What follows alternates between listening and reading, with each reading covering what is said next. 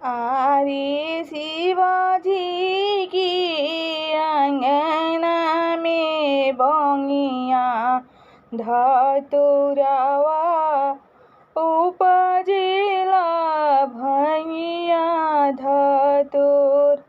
आरे शिवाजी के अंगना में भंगिया धतुरवा उपजेला भंगिया धतुर।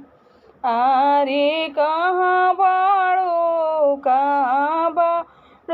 गौरा से सुंदरी भंगिया रगरी मोहि देव भंगिया रगरी मोहि देव।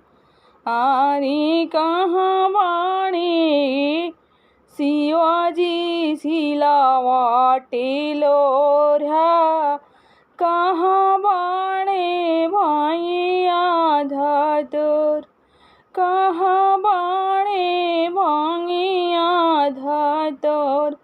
आरे कहाँ बाणे शिवाजी सोने के गिलासवा भंगिया रगरी आपके दूं भंगिया रगरी आपके दूं।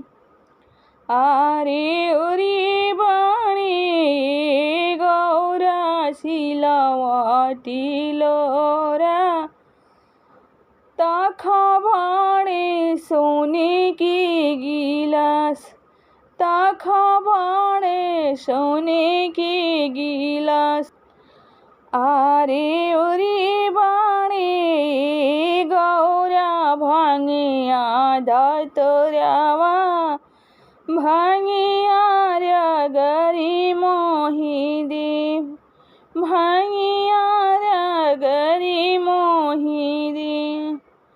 आरे कहाँ थे गौरा हो भंगिया रगरेली एक हाथे पोछ सुनाए नालोर एक हाथे पोछ सुनाए नालोर।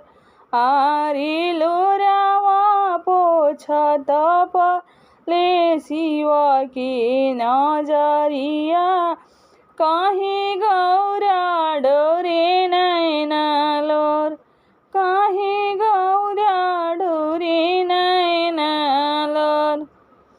आरे किया गौरा दे माई मन परली किया रे सहोदरा जेठा भाई किया रे सहोदरा जेठा भाई।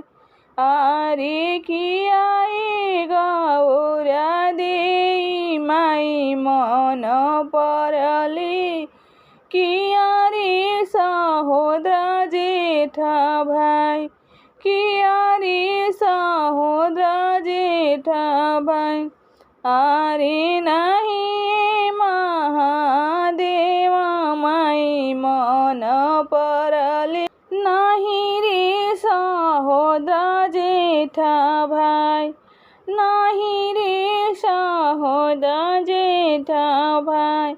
आरे जहिया से भोले जी रौरा घरे आईनी भंगिया रगरत दिया राजय भंगिया रगरत दिया राजय। आरे जहिया से भोले जी रौरा घरे आईनी भंगिया रगरत दिया राजय भंगिया रगरत दीनावा जय। आरे फेंकी दियाले भोला जी हसिलावटी लोरा फेंकी दियाले सोने के गिलास। आरे फेंकी दियाले भोला जी ओ भंगिया धतुरवा भंगिया रगरी मोहि देव। ভাঙে